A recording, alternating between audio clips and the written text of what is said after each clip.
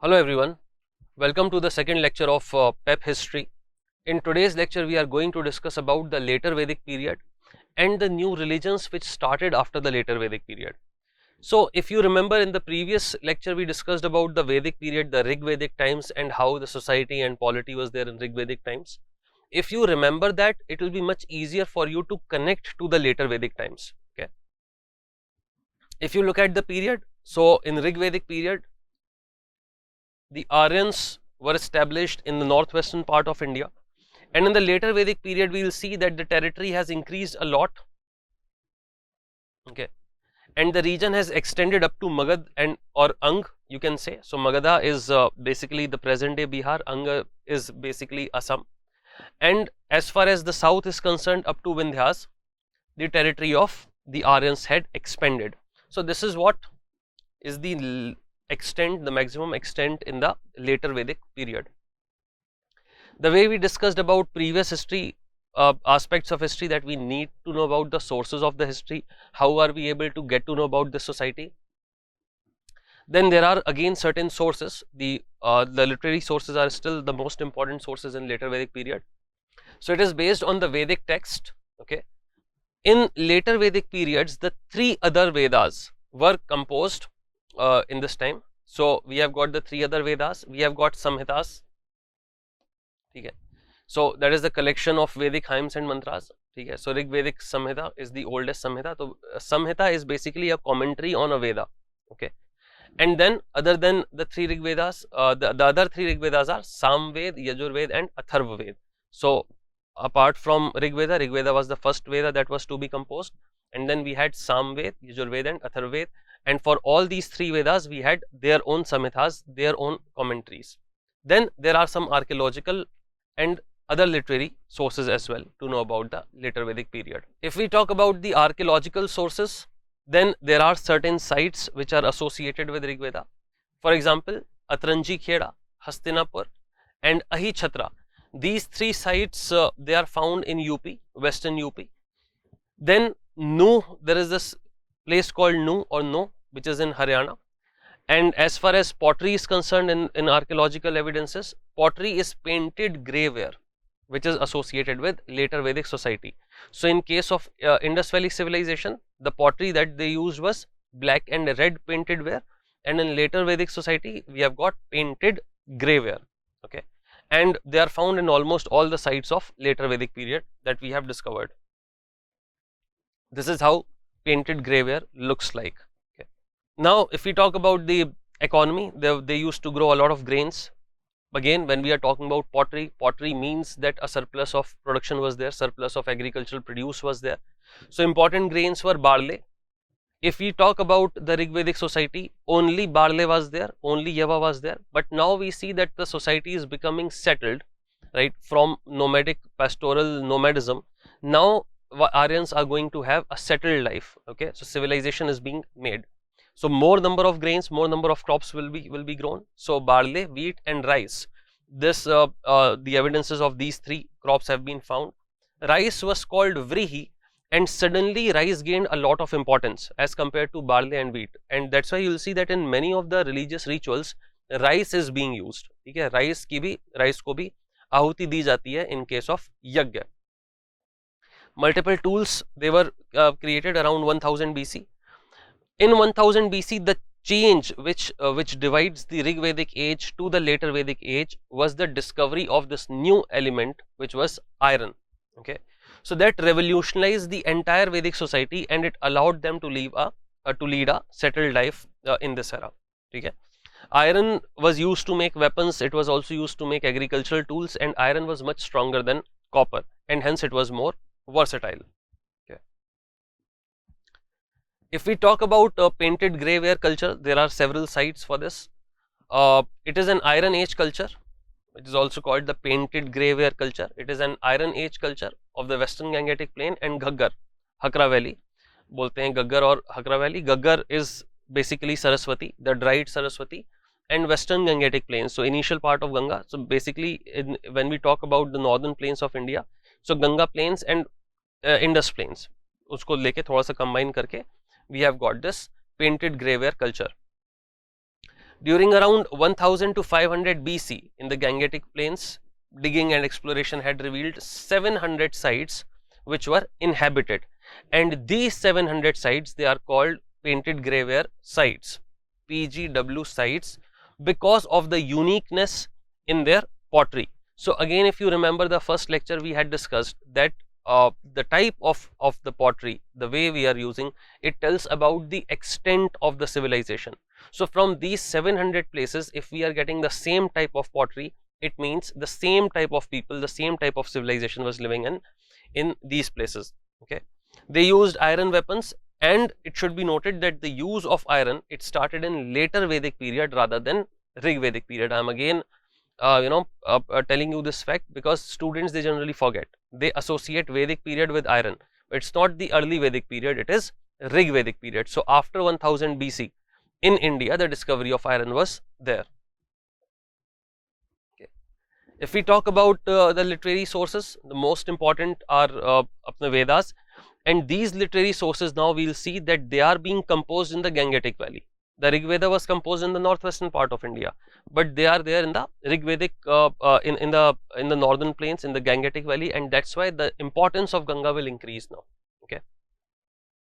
If we talk about Yajurveda, it is the second Veda to be composed after Rig Veda, and it consists of rituals of sacrifices and yagna. ठीक है, तो यजुर्वेदा में जो है sacrifices और यज्ञ के process is mentioned, second Veda. So basically, Rig Veda, you can say it contains the philosophy. Yajurveda, it largely deals with the practice.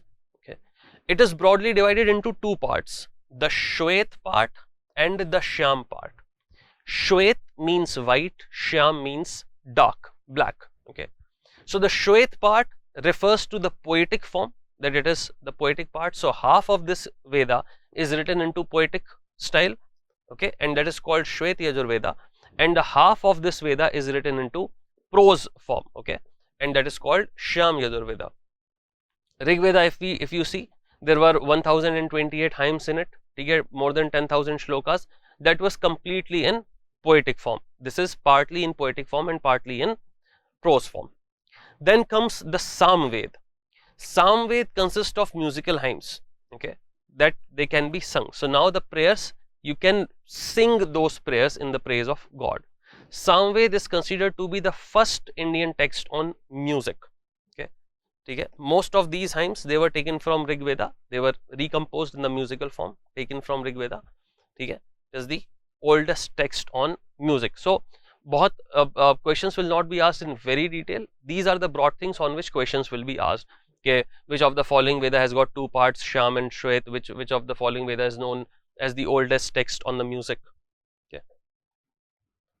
Then comes the Atharva Ved, the last Ved. Atharva Ved is considered to be folk literature. It was composed by Aryans and non-Aryans together. So people who were living here, the localites, they also contributed in the creation of Atharva Ved.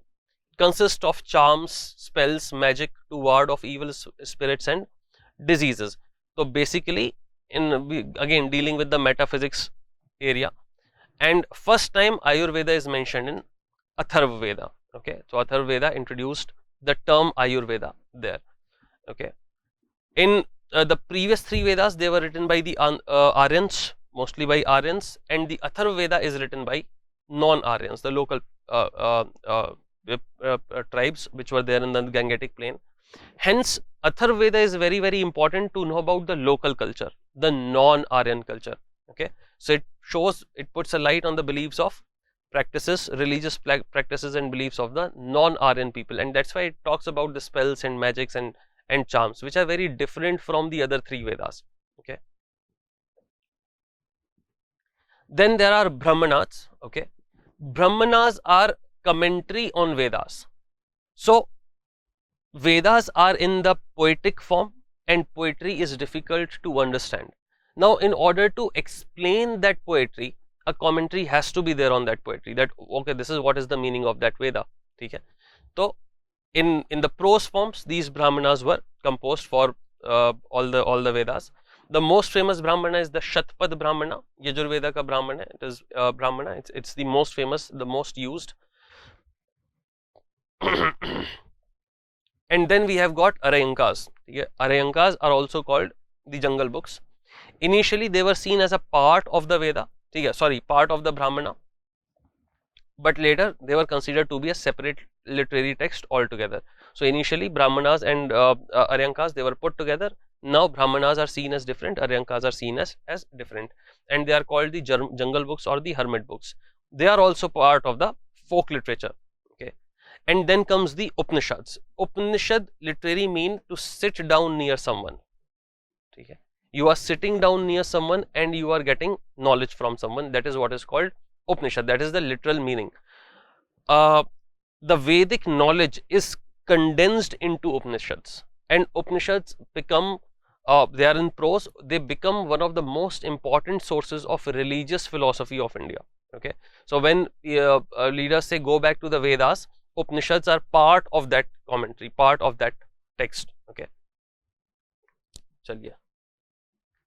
So originally there were 108 books, 108 Upanishads, okay, and it is historically believed that they came out as a result of the increasing grip of Brahmins on the society. So Brahmins, they transferred their knowledge into Upanishads, and they discuss about the importance of rituals and sacrifices. They deal with metaphysics. Metaphysics is basically the relation between man and God, what will happen to you once you will die, how your Atma will travel and meet the Paramatma, in what dimensions will it be moving. Once it is destroyed, the next janam, how are you going to take the next janam? All those things, they are the part of metaphysics, things that you have not seen, you have not experienced, but you think about them. Okay, so that's why Upanishads are very important. Some of the famous Upanishads, Brihadranayaka Upanishad. Brihadranayaka Upanishad is the oldest Upanishad. Chandogya Upanishad is very famous. You all must have Chandogya, Jabala, Katha, Ken, Isa. These are all very famous Upanishads. 108 Upanishads are there. So a question will not be asked on one specific Upanishad, okay, until and unless it is important. Brahmanas are regarded as the basis of Hindu philosophy along with the Rig Veda, and in Upanishads, Brahma is the most important god. Okay, Brahma is the creator and he is considered to be the most important god. So you can see that there is a shift in the importance of gods as we are changing, as the time is changing. Okay, then a commentary, a translation was done by Dara Shikoh. He was the eldest son of Shah Jahan, and Dara Shikoh got the translation done from Sanskrit into Persian of the Upanishads, and that collection of 50 Upanishads in Persian, it is called Sir-e Akbar. Okay, so we will be discussing about Dara Shikoh when we will be discussing about the Mughal Empire. He was one of the most important princes of history. He was the elder brother of Aurangzeb, and there is again a theory that what would have happened if he would have become a king instead of Aurangzeb after Shah Jahan. So we will be discussing about Dara Shikoh in detail later when we will be discussing about Mughal Empire. However, this point again will come up there also, but just remember Sir-e Akbar. Sir-e Akbar is the Persian translation of 50 Upanishads, which was done by Dara Shikoh, the eldest son of Shah Jahan. Okay. Then these are the Upanishads, so important literature. तो एक वैसे design बना के दे दिया है. So Isha, Ken, Katha, ठीक है. And it is also written that with which of the Upanishad is the commentary of which of the Veda. If we talk about the living pattern and the lifestyle of people, as far as the literary and archaeological evidences are concerned, so it is a part of PGW culture, Iron Age culture, and we know about these people that they were there in the first millennium BC, 1000 years in the western UP and the adjoining areas of Rajasthan, Punjab and Haryana. So we are saying that from Punjab they have slightly shifted in the eastern side towards the east in the earliest part of the later Vedic period. And according to later Vedic text, Aryans covered area between Punjab to Ganga and Yamuna Doab. So according to later Vedic text, earlier it was the Indus and Saraswati basins, Sapt Sindhava initially. Now from Indus to Gangetic plain. So from Punjab to Ganga Yamuna Doab tak, that region was covered by Aryans. If we talk about their spread towards the east, then during the ending of the later Vedic period, around 600 BC, Vedic period had spread from Doab further to Kosala, like that is eastern UP, Kosal and Vidisha. northern Bihar. Then they spread towards eastern and western side started. Then in the eastern UP, people used copper implements and black and red earthen pots. In western UP, people used pots of ochre and red color and copper implements. We have also encountered some people using black and red ware. Okay. So we'll see that there is a mix of Harappan culture and the Vedic civilization. However, if a question is asked to you on the pottery, right, that red and black and red ware, red painted ware or the painted grey ware, then red painted ware is in your Indus Valley civilization and painted grey ware is in your later Vedic period or Vedic civilization. So don't get confused. Okay? But we see that there is a continuation of civilization. So mix up in different places, you are finding different types of archaeological evidences. Okay. Importance of iron. So after 1000 BC, the use of iron axes and plows, it became widespread. Okay. And now the jungles could be cleared with ease. Till now, we were not having that much of agricultural land. We had dense forest. And it was difficult to clear the dense forest because with stone implements, even with copper implements, it was difficult because copper is a soft material. But now with iron axes, it became quite easy to cut the forest and to clear the land for agriculture and for the settlement. So this established the Vedic Aryans to settle in the western Gangetic plain. Burials with iron implements, they have been found in large number, and it shows that people believed in life after death, so they used to bury their implements with them. And this is also found in Balochistan, eastern UP, western UP, MP and Rajasthan. So from Balochistan to Rajasthan, in the entire region, we have found the evidences of iron after 1000 BC. Arrowheads and spearhead have been discovered in western UP, 800 BC ke around that has been discovered. And iron weapons were used to defeat adversaries which were faced during the expansion. So now you are having a much superior weapon. If you are fighting with an iron sword and a copper sword, iron sword will be able to cut the copper sword. So even if you were having some adversaries which had knowledge of metal but who did not have iron, it was difficult for them to stand in front of you. Okay, so it became quite easy for the Aryans to expand their territory. Iron axe was used to clear the forest in upper Gangetic plain, and iron tools were also used in agriculture. So this is all about iron. The bottom line is that iron was, we started to use iron on a large scale in later Vedic period.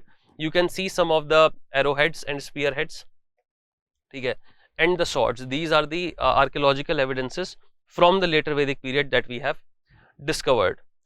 During the end of later Vedic period, knowledge of iron had spread to eastern UP and Vidisha, okay, till that region, till your Bihar region, okay. And the earliest implements, they belong to 7th century BC, around 700s, 800s. That is the time when we are able to find the evidences of iron. So the timeline is very, very important. Okay, when you are moving in history, the timeline is important. So when we say that in 1000 BC the use of iron started, it does not mean that the use of iron had started across India or across the Aryan regions. Okay, it slowly spread. So it started from the western part and it slowly went to the eastern part. Okay, in the Vedic texts, the iron has been referred to as Shyam or Krishna Ayas. Okay, later Vedic texts mein isko Shyam, because iron was dark. Yeah, it was unlike copper. The color of copper is very different. Copper's color is orangish, yellowish, golden type, but iron is dark. So it was called the Shyam metal. So ऐसा भी question आ सकता है कि which of the following metals were known as Shyam Kyas or Krishna Kyas? So that was iron. If we talk about the occupation, now agriculture became the most important occupation. People had started leading a settled life. So pastoral nomadism, it reduced. So it was the chief means of livelihood, and but still very few agricultural tools were made of iron. If agricultural tools were made of iron, we would have discovered more of them in the archaeological evidences, but still we will see that as far as plow is concerned and most of the tools which are used for agriculture are concerned, they were made of wood or any other material, not iron. Iron was largely used to make the weapons, okay, swords and axes and all that. So axes were definitely used to cut the trees, and very few agricultural implements were made of iron. Plowing was done with wooden plowshare. which would have worked to, worked for light soil in upper Gangetic plain. In upper Gangetic plain, we have got again Khadar belt is there, Bhangar belt is there. So in case of alluvial soil is anyway not that tight. Okay, so it is easy to work in that alluvial soil. Remember, we discussed about the structure of the soil and we saw that spherical beds, if we are having it, is easy to work. So alluvial soil is having spherical beds. So even if you are using a wooden plow, it's absolutely fine. Plowing rituals were there. Okay, whenever we start a new thing, new business, new machine, some prayers were done. So similarly in this period, we find that the evidence in Shatpad Brahmana, there is a text that before the start of agriculture, before the plowing of land, prayer was done, land was prayed, and then the agriculture was done. So it was given a lot of importance. And in later times, plowing was restricted to lower Varna. Okay? So it was prohibited for the members of upper Varna. Okay? Matlab, later, see, the idea of pollution and purity kept changing. Okay, so there were certain jobs which were kept for higher Varnas, there were certain jobs which were kept for lower Varnas. So initially, the plowing was considered to be holy, and upper Varnas, they used to do it, but later this activity was kept only for the lower Varnas, that they will be the ones who will be plowing. They continued to produce barley, the crop which was there in Rigvedic period, and rice and wheat became very, very important in the later Vedic period times. In Punjab and UP, wheat was staple food. It still is a staple food crop. Lentil was produced by them. So lentil is dal. Okay, so dal was also produced, and it was also important to increase the fertility of the soil. So you can say that certain crops were used again to rotate the crops. So they were having dal, a good source of protein also, and it was maintaining the fertility of soil as well. And they had become familiar with rice in Ganga and Yamuna Doab region, because water was very high in the Doab region. Water is required for the growth of rice, so they could grow rice. Okay, rice is known as Vrihi in the Vedic text. Okay. And remains discovered from Hastinapur and Atranji Kheda in UP, Western UP. तो वहाँ से हस्तिनापुर से हमको व्रीहि के examples मिले हैं. And rice was used in Vedic rituals. ठीक है. Wheat has not been used. Still in the prayers, you might not have, you will not see the use of wheat the way you will see the use of rice. The use of rice is there in North India also, and the use of rice is there in South India also, in the puja, in the prayers also. But wheat is not directly seen. So the importance of wheat is not as much as far as literary texts are telling. If we talk about the craft from Rigvedic period, the crafts also increased. Zahir si baat hai, once you will start settling down, the crafts are bound to increase. So there were diverse arts and crafts: smiths, smelters, weaving, carpenter, pottery, and jewelry works. So if we talk about smiths and smelters, the work with iron started at about 1000 BC. Copper was the first metal to be used, and we find copper tools pre 1000 BC period, and it shows that copper smiths were also existing in later Vedic period, because it is not possible that some art was existing and now just because you have discovered a new art, the old art will go away. That will not happen. That will continue, and the new thing will be added to it. Okay. It is believed that the Vedic people used copper from the Khetri mines of Rajasthan, and copper objects, they have also been discovered in painted graveware sites. And main purpose of these objects was war, hunting, and ornaments. Now again, you need to understand that just because iron is discovered in this period, you need to realize that it was a precious commodity. Now copper has become old. Earlier copper was precious commodity. Not everybody was able to afford it, and it was used for very specific purposes. But now iron is a precious commodity. It has been discovered. So some old technology, now copper is part of old technology. It will be used its use will be widespread. So just because iron is introduced in later Vedic period and it is given that it was being used more than copper, that will not be right. Okay, still smiths were doing copper smelting a lot, and iron was also used in for limited purposes. Okay. If we talk about pottery, later Vedic people used 4 types of pottery. So black and red ware continued from Indus Valley civilization, black slibbed ware, PGW, and red ware. Out of this, red ware was most popular and found all over Western UP. PGW is the most distinctive pottery, distinct only to later Vedic period. Okay, bowls and dishes, they were made, they were used by upper classes for eating and rituals. and glass hoards and bangles, they were treated as prestige objects at this point of time. Then there were jewel workers also. In this again pottery, you need to remember PGWS as a unique thing. But if it is asked in one question that what type of potteries were being used, and if you had to select the multiple options, then you will select the multiple options. If only one if you have to select only one, then PGW. If you have to select multiple options, then all of them will be there in later Vedic period. So it will depend on the kind of question that is being asked by the examiner. Jewel workers, they are also mentioned in the later Vedic text, okay? And jewelry was probably used by the richer sections, they could afford to wear that. Weaving was confined to women, and weaving was not there on the large scale, and leather workers and carpenters, they also existed the way they were existing in early Vedic period. So काफी चीजें, as far as society is there, as far as occupation is there, it will remain same. The only difference is that now there is the agriculture has gained a lot more importance. If we talk about settlement, because of the growth of agriculture and various craft, the Vedic people started living a settled life. PGW sites, they are widespread in Kuru Panchal region, basically eastern UP, Delhi, Punjab and Rajasthan, Matsya region. Then more than 700 sites have been found, but only few like Atranji Kheda, Hastinapur and Nu were excavated. Again, we know that excavation is a very costly process, and even if 700 sites have been found, people are living here.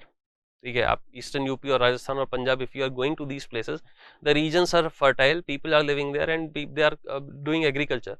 So you cannot just take their agricultural land, their houses, and ask them and tell them that okay, because of excavation we are doing this. So initially when we discussed about some of the important sites, Hastinapur, Atranji Kheda and all that, those important sites are mentioned there because they have been excavated. Okay, the other sites which are there, the 700 sites which have been identified, all of them, they have not been excavated because horizontal excavation is difficult, that we discussed in the first lecture itself. Debris thickness is on the 3 layers, showing settlement would have lasted from 1 to 3 centuries. So there are multiple level of settlement. So there was one wave of Aryans, then there was another wave of Aryans, and different waves. So we can see that it existed for many years. Usually mud brick houses were made. Burnt brick were used in Indus Valley civilization, but mud brick houses were made by the Aryans, the later Vedic Aryans. It shows that there was a difference in the technology between IVC and later Vedic period, and this also shows that they were not having any connection, because otherwise if they were having that connection, the knowledge could have been transferred from Indus Valley civilization to the Aryans.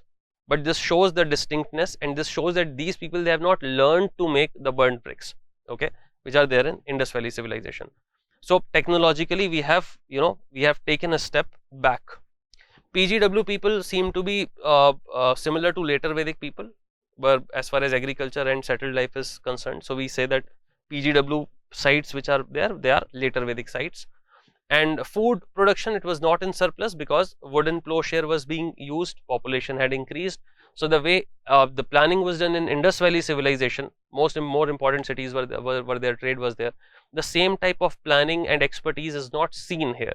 Also the number of crops, they are more diverse in Indus Valley period as compared to the later Vedic period. That's why we don't find the evidences of a lot of surplus. Okay.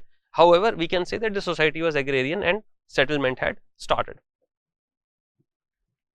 Towns started emerging. Okay. So in the end of later Vedic period, we see that there was emergence of these big towns like Hastinapur, Kaushambi. They were all primitive towns. Okay. And they can be called as proto-urban sites. Why are we calling them proto-urban sites? Whenever you are using this term urban, for example, we said that Indus Valley civilization was an urban civilization. Those cities were there. There is a difference between city and a village. Mohenjo-daro is called a city. It is not called a village. Lothal city, Dholavira city, Kalibangan city, they are not villages. Why? Because the definition of village and an urban area is decided on the occupation. Okay. So if you talk about agrarian society or agricultural occupation, it is there in rural area. Okay, that's a rural activity. But when the occupation is diversified, when art and craft is there, you know, administrative functions are there, when they increase, they are there in the urban area. Okay, so Hastinapur, Kaushambi and other cities, they are seen as proto-urban site because most of the people, they are agrarian, and now they are trying to move towards the urban area, okay, urbanization, where artisans and non-agricultural activities have started, they have increased. So there is a very big distinction between urban area and rural area that you need to understand. Sea and sea voyages, the references have been made in the Vedic text, indicating that because of the rise of new arts and craft, some kind of commerce had started. So in Rigvedic period, trade was not there, but right now we can see that some sort of trade was there, not as extensive as the Indus Valley civilization, but it has started now, and this is the reason why urban areas are being made. You need to understand there is a connection between the two. By urban area hoga, it means, you know, artists are there, they are producing something non-agriculture, and that produce can be used for trade. Okay, so that link had to be made. So as compared to early Vedic period, later Vedic period registered a great advancement in the material life. ठीक है, pastoral and semi-nomadic to agriculture to settled life. These were the changes that we saw.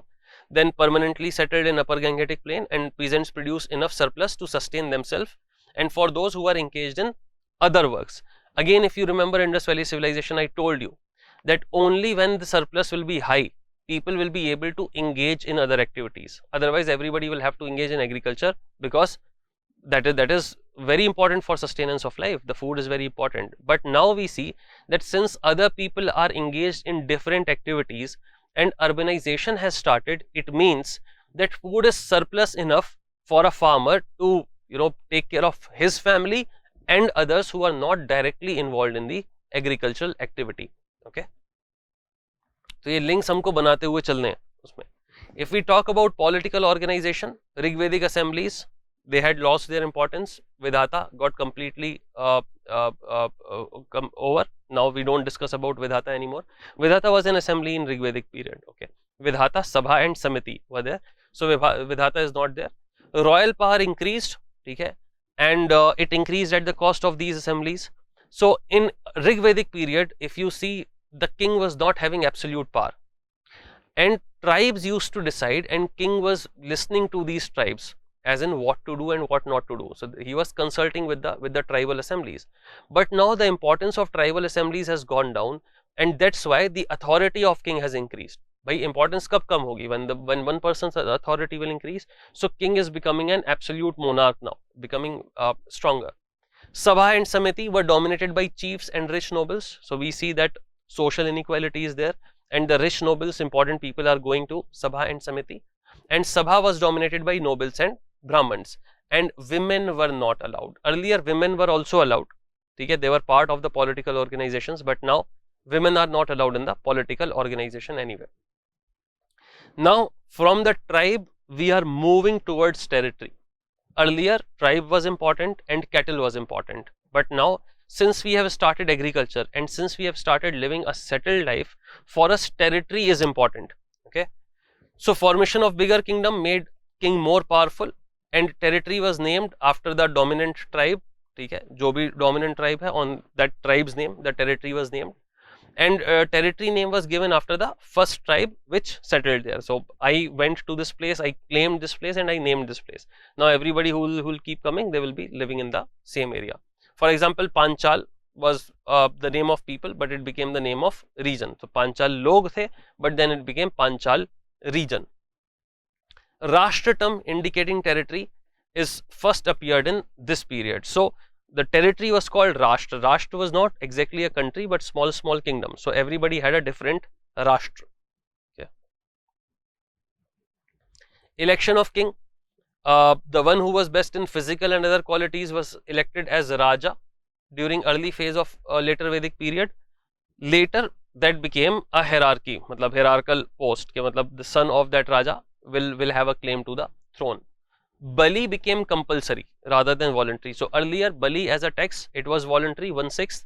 If you wanted to give, you give, otherwise there was no need. But now it has become compulsory because the role of Raja has increased, the number of wars have increased. Okay, number of yagnas also increased and sacrifices also increased. which caused a huge drain of wealth from Vaishya and Shudra community. Now you see that who are holding this Bali part, okay, cattle and agriculture, Vaishya community and Shudra community. The ruling community is Kshatriya and Brahmins are involved in the religious aspect. So now Brahman and Kshatriya, they did not have to give any Bali. They were exempted from it. But Vaishya and Shudra, all the pressure of this Bali was on them. So if they were having some cattle, it was taken by the king for the sacrifice. So the number of sacrifices increased, violence increased. अब भोग कौन लगाता था? भोग was from the Brahman, कि भाई कोई भी बलि चढ़ेगी तो सबसे पहले ब्राह्मण जाके भोग लगाएंगे. Okay, so the best chunk of that bali was taken by the Brahman, and these people, they were not getting anything out of it. So the chief or the king tried to everlast the right to receive the presents and enjoyed other privileges by making his office hereditary. Yeah, my family is getting these presents, these gifts, this bali, so I'll make it hereditary, so even my children will get the same thing again and again and again.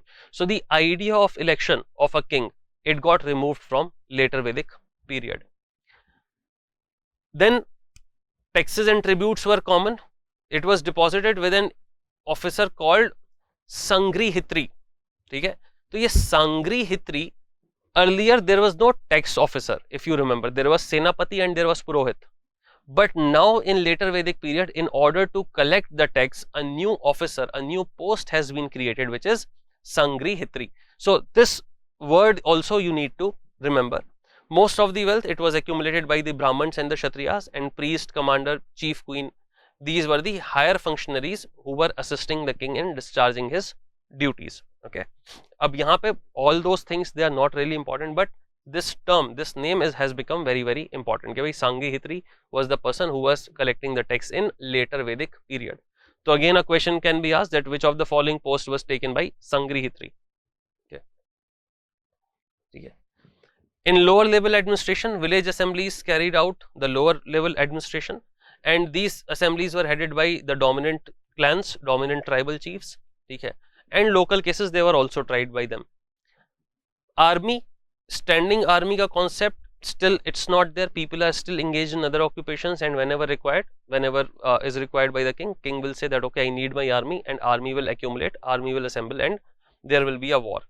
Tribal units were mustered, ठीक है, when war was declared, and only when required, जब भी चाहिए तब, because अभी it's not that frequent. Whenever it is required, you will get the people, but then you will ask people to get engaged in other occupations. Okay, because you are not paying a salary to the army. Army was mustered saying that there has been an attack, or we are going to attack somebody for so and so reason. So all the war booty that will be received, it will be distributed between the king, the Brahmins, and the army. So army was motivated to get the war booty, or to protect the territory, or to protect the jana. Okay, but they were not given a salary as an army, that just because you are a soldier you will be getting the salary. So they needed a permanent source of income, and that permanent source of income was their proper occupation. Okay, so this is the reason you need to understand what is the difference between a standing army and a non-standing army. Okay, so according to one ritual, a king have to eat with his people from the same plate to encourage the people that I am same like you, I am also eating with the same plate, I am also breaking bread with you guys. Okay. If we talk about religion, in Rig Vedic period, two important gods were Indra and Agni, but they lost their importance. Now in the later Vedic period, we needed more strength, we needed army, we needed to fight. Nature we had already conquered. Okay, so Indra and Agni, they lost their importance, and Prajapati occupied the supreme position. Prajapati was the creator of the world. Basically the earlier form of Brahma is Prajapati. Then Rudra, the god of animals, the early version of Shiva was Rudra in the later Vedic text. The idea of Shiva is not here till now. The idea of Rudra is being used. And Vishnu, the preserver and protector of the people. So you can see that the trinity of God is in the making in later Vedic period. Brahma, Vishnu, Mahesh trinity is in the making in the later Vedic period. Okay. In this period, some objects also got started to be worshipped. So till now there was no idolatry, but from now you will see that slight element of idolatry is starting. So symbols of divinity were being worshipped. Okay, symbols of idolatry were there, but till now we don't see a structure of temple. We don't see that there is a place which is made and an object is being worshipped. Till now the main source of worship is fire altar. Okay. Then society got divided into Varna system, and each Varna system came up with their own deities. For every Varna system, they had their chief god, they had their chief deity. For example, Pushan, who was supposed to protect the cattle, he came to be regarded as the god of Shudras. कि भाई वो Pushan है, he's taking care of the cattle, because cattle are being moved by the Shudras now, and that's why Pushan became their god. So this is how, based on the occupation and based on the requirement, based on the need, the different tribes were also started having different Varnas, also started having their own different gods. Sacrifices increased a lot. Okay, same reason as the early Vedic period, to gain some benefit from God, or to in case of fear. See, you can say that you worship God. I'm not judging you. You can say that you worship God because you love God, because you feel like worshipping. It gives you a lot of mental peace. Okay. Abhi, all the students or everybody who is listening to my lecture, they will claim that. But technically, the main reason of worship is either fear or gift. Either you are feared for something कि भगवान बस मुझे पास करा दे, मेरी rank दिला दे, ठीक है, or you want some gift कि मतलब भाई मुझे I need something from you, so you give me this and I'll give you, मैं इतने का जो है आपको जो है लड्डू चढ़ा दूंगा, but you please do this. Okay, so these were the two basic reasons, and because of these the ideas also changed, the sacrifices also changed, that I'll sacrifice this to God and I'll gain something from God, that I've given this. So prayers continued to be recited without sacrifices. So without sacrifices there was no meaning of prayer. Okay, so sacrifices were important. Public sacrifices were made for the people and king was involved there, and sacrifices involved killing of animals, leading to loss of cattle wealth. So a lot of cattle was being lost because of these sacrifices. ठीक है. Godhana was the person, guest or the person who was fed on the cattle. ठीक है. Later तो अघन्य हो गया था, but Godhana अभी चल रहा था. Sacrifices were accompanied by different formulae, need to be which were correctly pronounced. अच्छा, sacrifice में क्या था कि even if you are going for a sacrifice, if the chanting is not correct at the right time, if the pronunciation is not correct, then your sacrifice will not be accepted by the God. It means that if you want to do it correctly, you need an expert. You cannot make the sacrifice on your own. So the direct link between you and God is not there. There is an intermediary, and that intermediary will be able to convey your prayers to the God. So you needed a person who has the knowledge of chanting, and that person was Brahman. Okay, so Yajman was the term used for the person who was doing sacrifice. Okay. And the success of the performer of yajna depended on magical power of the words which were uttered clearly. Okay, how clearly you are uttering the word, uske magical power se you will be able to gain the benefit of the sacrifice that you are doing, or the benefit of the yajna that you are doing. Okay, and some of the rituals, they were similar to Indo-European people, but most were developed by Indian priests later. So now we are getting into the Indian priests. Now Indian priests are making their rituals, and they have got the monopoly that only I am able to do the sacrifice, only I'll be the one to chant the shlokas, and only then the benefit of the yajna will be given to the person, whoever is there. Okay, Brahman had a very big role in inventing, modifying and expanding the formulas and sacrifices. Things started becoming more complex and complex, and the more complex you started making the things, the more difficult it got for a common man to understand and comprehend them. Okay. The reason for such elaborate rituals and sacrifices is not clear, but selfish motives can't be ignored. Okay. Nearly 240,000 cows were given as a dakshina or gift to a priest in Rajyasu sacrifice. So the priest who was going for a Rajyasu sacrifice, 240,000 cows was gifted to that priest. Okay, so you can imagine the amount of gift which these priests are getting. So you can say that, by obviously, if I am having an authority which can give me some benefits, then you cannot ignore that there can be some selfish reasons for that. Brahmins claimed monopoly in the priestly knowledge and expertise. So now the earlier Rig Vedic period, there were 16 priestly classes. Now all the 15 priestly classes have been wiped out, and there is only one priestly class, which is Brahman, who have got all the knowledge of these rituals. Gifts, gold, cloth and horses, they were also given to priests as gift. Till now, land is not given, you can see. According to Shatpat Brahman, north, east, south, west, all should be given to Brahman. क्या बात है, ठीक है. तो I wrote a book that I should get everything. ठीक है. This is what happened. Okay. According to this Brahmana, Shatpat Brahmana, all these were written by Brahmans only. That north, east, south, and west all should be given to a Brahman. He deserves everything. Okay. Then religion and philosophy. During the end of later Vedic period, there was a strong reaction against the priestly domination, the cults and the rituals, because people got tired. Common people got tired, and they saw that even if, as far as their economy is concerned, they are high, but as far as their social status is concerned, this has gone down. Also, since there is a monopoly of somebody as a link between human being and God, you need to take this link out, because you cannot be dependent on this person for the God. What type of God is there who has made this person the sole leader, the sole connection between the God and the people? So there was a very strong reaction. Okay. Then in Panchal and Videh, in around 600 BC, the Upanishads were compiled. These philosophical texts had criticized the rituals and emphasized on the value of right belief and knowledge. So that's why people want to go back to the Upanishads right now. Okay. Then they also emphasize that the knowledge of the self or Atma must be realized, and relation between Atma and Brahma should be properly understood. So in this period, Brahma emerged as powerful God, the creator emerged as powerful God. Their teachings also promoted the cause of stability and integration, and emphasis on changelessness, indestructibility and immortality of Atma and soul had served the cause of stability. And this stability was very necessary for the rising state power. Okay. The stress on relation of Atma with Brahma served the cause of loyalty to superior authority. Now the notion was that Atma is a part of Paramatma. Your soul is part of divine. So you are also divine. This is the teaching. And these texts, they also criticized a lot of rituals. ठीक है.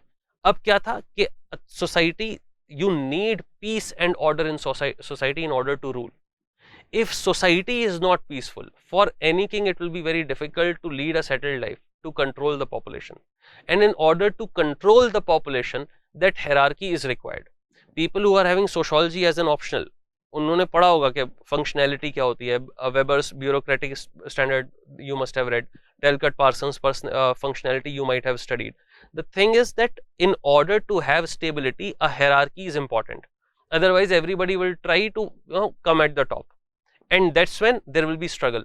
So religion was also playing a very, very important role in maintaining the peaceful society right now. If we talk about the society, it was divided into 4 varnas: Brahmins, Rajans or Kshatriyas, Vaishyas and Shudras. And later Vedic texts draw a demarcation line between the upper 3 varnas and the Shudras. Upper 3 varnas, they were called the Dvija caste, the twice born caste, and Shudras, they are single born, they are not twice born. Okay. And there are many rituals of king's coronation on which Shudras participated. That is also there. In the coronation, in many yagnas, there were things which Shudras had to do, and certain sections of artisans such as chariot makers, okay, they were given high status and also entitled sacred thread ceremony. So there were Dvija castes are allowed to have the sacred thread, the Janeu. The Shudras are not allowed to have the Janeu, but in later Vedic period, we see that there were certain communities amongst the Shudras, amongst the artisans, which were given a higher status and which were allowed to wear the Janeu. Okay. Varnas became hereditary and rigid during the later Vedic period. Now, ठीक है, राजा का बेटा ही राजा बनेगा. This is the thing, that king's son is going to become a king, Brahman's son is going to become a Brahman. Okay. And people were forced to take the same occupation as of their ancestors. So caste which was occupation based during Rig Vedic period, now it has become hierarchical during the later Vedic period, hereditary during the later Vedic period. Okay. So Brahmas, Brahmins, they belong to the highest caste, okay, and they are the priests and scholars. Kshatriyas, soldiers and warriors. Vaishyas, they became merchants and professionals, and Shudras, they are lower caste and laborers all or servants, okay, thus use, they were seen like that. Brahmins का role क्या था? Priests, scholars and teachers. Growing cult of sacrifices increased their importance in society. They became extremely important because if you wanted to communicate with God, you required a Brahman. Initially, there were 16 classes of priests, but later Brahman overshadowed them and they emerged as the only important priestly class. Okay? This development in Brahmins is not found in Aryan society outside India. Other people, other Aryans belonging to the same linguistic group, which are there in other parts of the world, racially similar, there this sort of segregation is not seen. So this is something which is very unique to India. That's why we say that the caste system is very unique to India on the basis of your birth. Okay. Work, conducting rituals and sacrifices, officiating festivals associated with the agricultural operation, and praying for success of their patron in war. So if the Rajan is going, then it dependent on them to pray. You know, the higher the status of Brahman, more will be the prayers accepted and the king is going to win the war. So this was also one of the works. Okay. Then Kshatriyas, they were rulers, warriors and administrators, tried to assert their power over all the other three varnas. Okay, so there was a nexus between Brahman and Kshatriya. You accept our authority and we will accept yours. So the main rule and administration came in the hands of Kshatriyas. According to Aitreya Brahman, ठीक है, later Vedic text है हमारा ब्राह्मण, ठीक है, Brahman was described as a seeker of livelihood and acceptor of gifts, but removable at the will of king. ठीक है, Brahman seeker है, ठीक है, seeker of livelihood and acceptor of gifts, but he can be removed at the will of king. If king doesn't want, he can remove the Brahman from the court. While Shudra was described as a tribute payer, meant for beating and to be oppressed at will. ठीक है, Aitreya Brahman में कि he is meant to be oppressed at will. And sometimes the upper two varnas fought for supremacy, but when it comes to deal with the lower varnas, they quickly made up their differences कि भाई आपस में जो भी है, but lower varna is a lower varna, ठीक है, वो तो वहीं पे है, मतलब we two are separate and those two are separate. And from the end of later Vedic period, it was emphasized that the Brahmins and Kshatriyas should cooperate with each other to rule over the rest of the society. So you can see that how the society is being shaped slowly. Then Vaishyas, they were common people assigned to producing agriculture, trade, cattle breeding, etc. And some worked as artisans also, traders also. During the end of later Vedic period, they started their trading activity. So we see that during the Vedic period, trading activity was very, very limited. So Vaishyas were common people employed in other things also, the agriculture and peasantry and cattle breeding. But by the end of later Vedic period, they were all inclined towards trade. So they became a trading unit. Okay. Then they were to pay tributes like the taxpayers. They were the common people. They used to pay tributes, and Brahman and Kshatriyas were to collect the tributes. So Brahman and Kshatriya, they were tribute collector. We had to pay tax to them. They used to collect it. And Vaishyas and Shudras, they were the tax payers. They had to pay the tax. Okay. The mass tribe men were reduced to tribute payers. Matlab the commonwealth men, it was reduced to that to a tribute payer, that you are there to pay us the tribute, to pay us the wealth. Okay. And several rituals were there which made people submissive to the king. Upper three varnas were entitled Upanyan, ठीक है, investiture, कि आपको उपन्यान होगा, आप school में जा सकते हैं, and you will be able to get that janev, the sacred thread, you can take, right? Whereas the fourth one, he was deprived of it, and Gayatri mantras recitation. So the fourth Shudra cannot recite Gayatri mantra, only the first three Shudras can do that. And Upanyan ceremony, the sacred thread ceremony, is also not allowed for the Shudras. It is only for the upper three varnas. Okay. Then Shudras, laborers and service providers, and they were reserved for the worst position of the work. Okay. They were meant for serving the three higher varnas.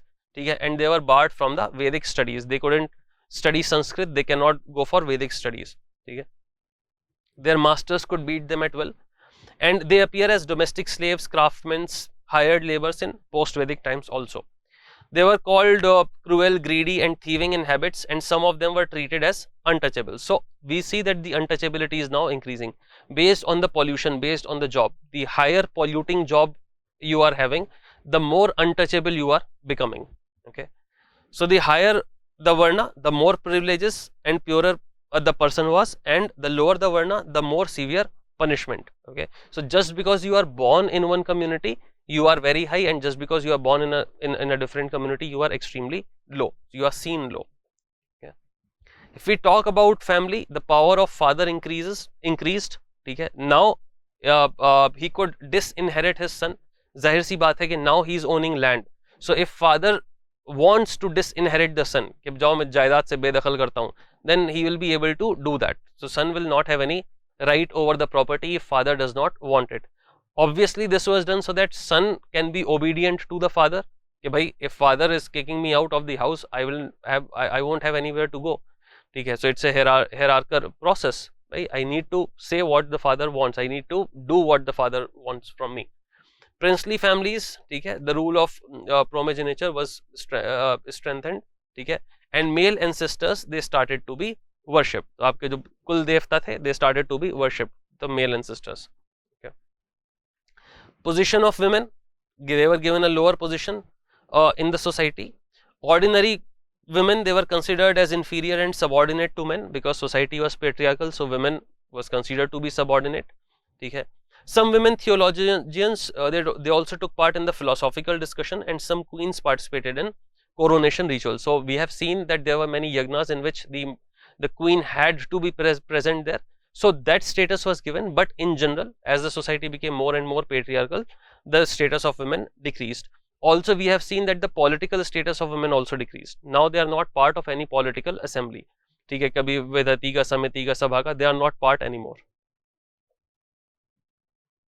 Then institution of Gotra, it appeared in later Vedic times, stronger. Gotra means cow pen or the place where cattle belonging to whole clan are kept. ठीक है.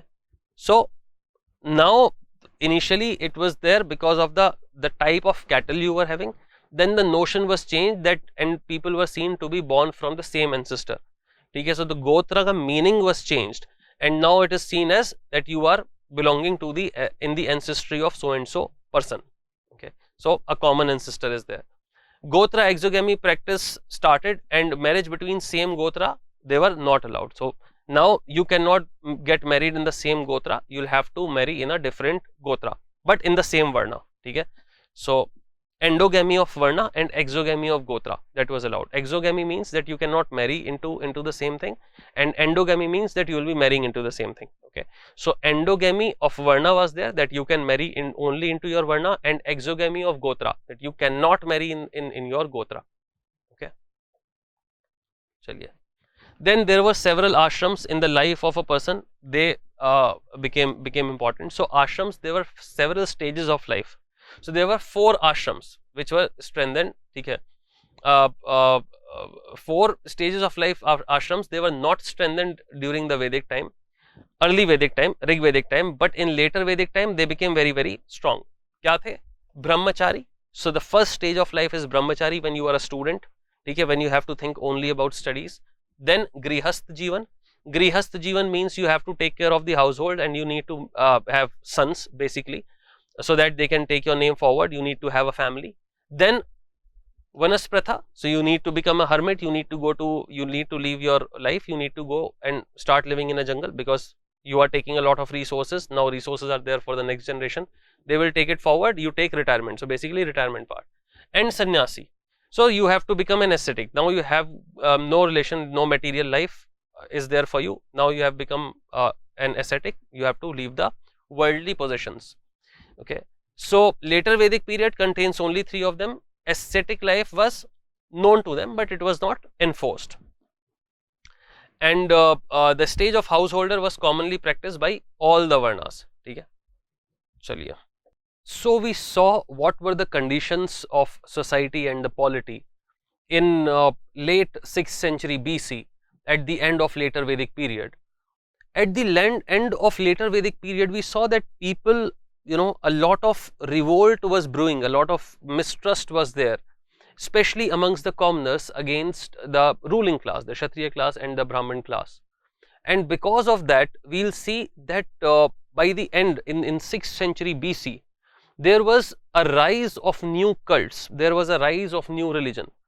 So by the end, in the 6th century BC, we see that the Gangetic Plain, it got filled with new religions, with new ideas. We know that almost 62 religions existed at this point of time, which were rivaling the Vedic period, the Vedic religion. Out of these 62 religions, the foundation of some religions was weak, the ideology of some religions were weak, but we see that amongst them there were 3 important religions that survived and which attracted a lot of crowd. Out of them, we see that Jainism, Buddhism and Ajivika, they were the most important religions, and they are seen as a reform movement because they were there to reform the previous religion, the Vedic religion that was existing at this point of time. Most of these religions, they were based on the local customs and rituals, and they were promoting that. Okay. Now let's talk about the reasons of the emergence of these new faiths. First reason was the domination of priestly class. Priestly class was dominating the entire society, and we saw that even the scriptures were written in order to promote them, in order to show their authority. So we saw that the Brahmins, they were there to take whatever was there, north, south, east, west belongs to the Brahmin. And then there we saw the community, the common people who were there only to provide the taxes. And because the priestly class was earning a lot of money, was getting a lot of money in the form of bali, in the form of gifts, that made them extremely powerful and rich. Also, because they had become a link between God and a common man. It was difficult for the common man to digest that, because they wanted to reach the God themselves. They wanted to communicate with their God themselves. So if there was any person who was saying that no, in order to reach God, in order to get moksha, or in order to get salvation, you don't require an intermediary, these people, they paid a lot of heed to that person. Okay, so domination of priestly class was one of the most important aspect. Violence and loss of cattle. If we look at the common people, the Vaishya community and the Shudra community, that was the community which was owning a lot of cattle. Okay, they were breeding the cattle, they were doing agriculture, and in the name of Bali, in the name of Yajna, a lot of cattle was taken from them and it was sacrificed, only on the name of religion, or only in the name of gaining power, or to give gifts to the gods. Now the benefit of that Bali was not given to these people. They are investing their money, their time, their emotions in their cattle, and suddenly there is this order that no, this much of Bali is required, this much of cattle is required, and a yajna is going on, and they can't do anything but to give their cattle in the form of Bali. So a lot of violence and loss of cattle has increased. Vaishya caste wanted an improvement in their status. Whenever you will see a violent rise, a violent movement, you will see that from a community which is economically sound but socially low. Okay, if we talk about French Revolution, in case of French Revolution, people who started the revolution, apart from clergy and the royalty, the common people, all the common people, they did not rise up against the royalty. Only those people who were owning the wealth, who could have done that, they were the ones to rise. Similarly, in India also, Shudra community, if the statement is given that Shudras, they rised violently against the Brahmanical class and the Kshatriya class, that statement will be wrong, because Shudras cannot be violent. You need to understand, because morally, mentally, they have been put so low that the idea was that I am born in this state because it's the God's will, and when you yourself has accepted that that's the God's will, then you wouldn't even dare to rise up, because you have accepted your fate. Okay, but the community that could have questioned, that could have moved up in social hierarchy, that was Vaishya community, because these were the people who were traders, these were the people who were earning money, so their economic status was good, their economic mobility was high, but they were facing the loss and they wanted their social mobility also to go up. So they would want to go with an ideology which is giving them respect. ठीक है भाई, अगर मैं किसी if I believe some ideology, and in that ideology if I'm not treated well, and if I'm getting one ideology which is telling me that okay, we'll treat everybody equally, you come, you sit with us, and you'll be able to eat with us, then I'll be attracted towards that ideology. Okay, so this Vaishya caste, they wanted to improve their social mobility, they wanted to improve their status and return to primitive life. What is the meaning of return to primitive life? The idea is that if we look at this contrast between the primitive life and the life which was formed by 6th century BC, there is a huge difference in that. People resist change. Earlier the life was simple, okay, and this comparison is always there. Like you might be seeing on Instagram, okay, half the time on Instagram I see the post like a comparison between the 90s kids and today's kids, that the people who are old enough to remember this, people who are old enough to remember a black and white TV, people who are old enough to remember a pager, people who are old enough to remember that somebody is holding the antenna and moving it. Probably I'm saying all these things and you are not even able to relate, but I can, because I was there. I used to hold the antenna, rotate it, and used to ask whether the signal is coming or not, and then niche se elders, they were like, ha, signal is coming, TV is on, now keep holding the antenna like that. Or with dhoop mein I'm holding the antenna. Then I'm getting tired and I will say, bhada mein jaye, nobody will watch TV if I'm not watching, and then I used to come down. So all those were the days. We live in nostalgia. I go back, I think about all those things and I enjoy.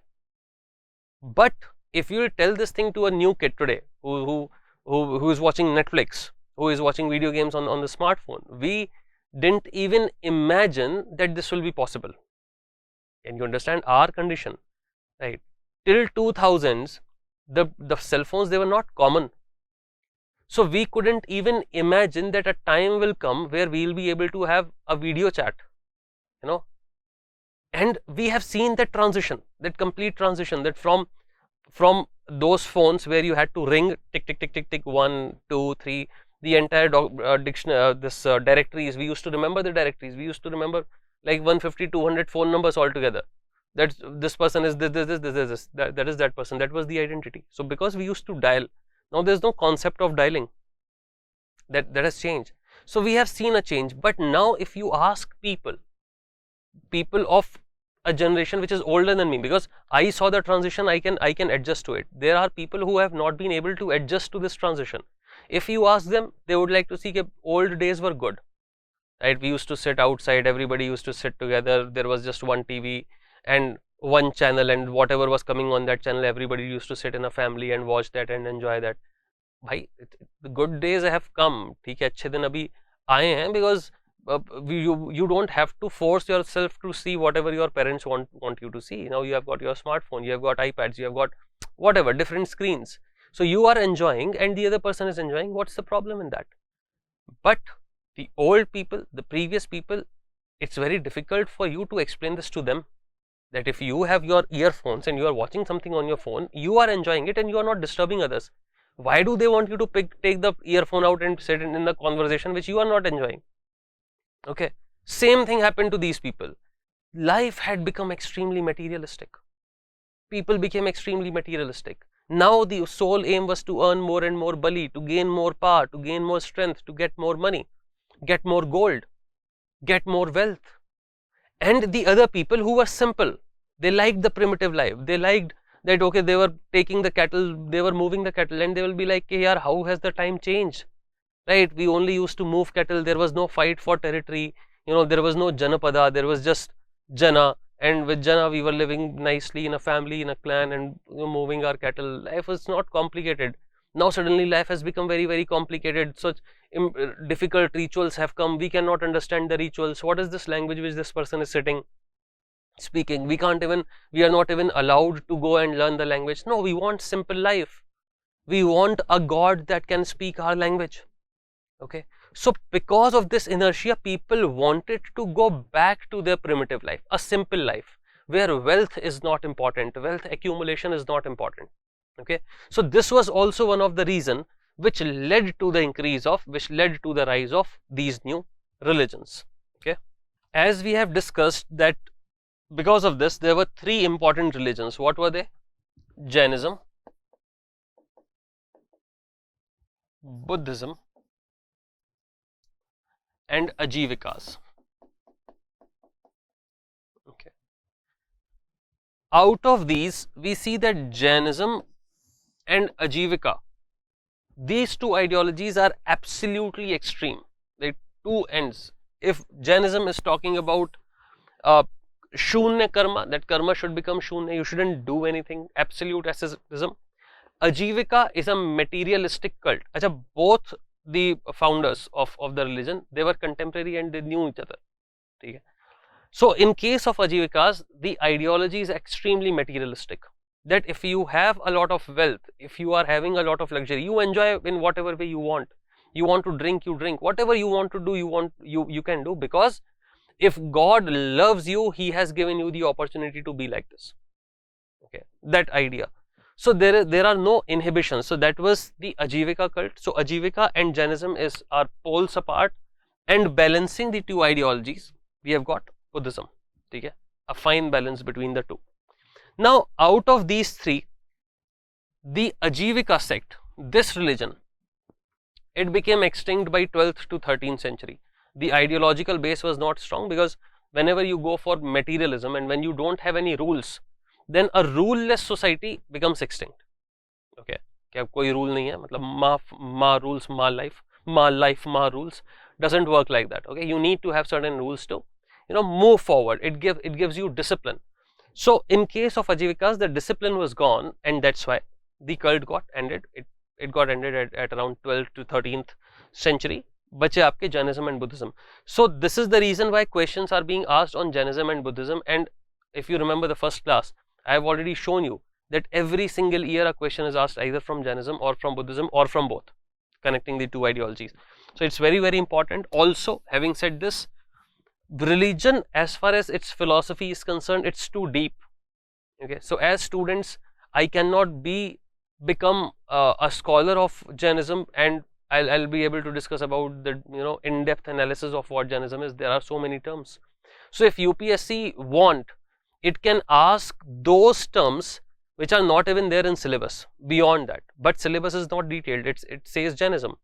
So sometimes such questions are asked which are beyond the knowledge of the aspirant. So we cannot be chasing those terms. So what I'll try to do, I'll try to teach you in as much depth as possible as far as the ideology of Jainism is concerned, and most of the questions you'll see that they will be covered in this knowledge. Okay.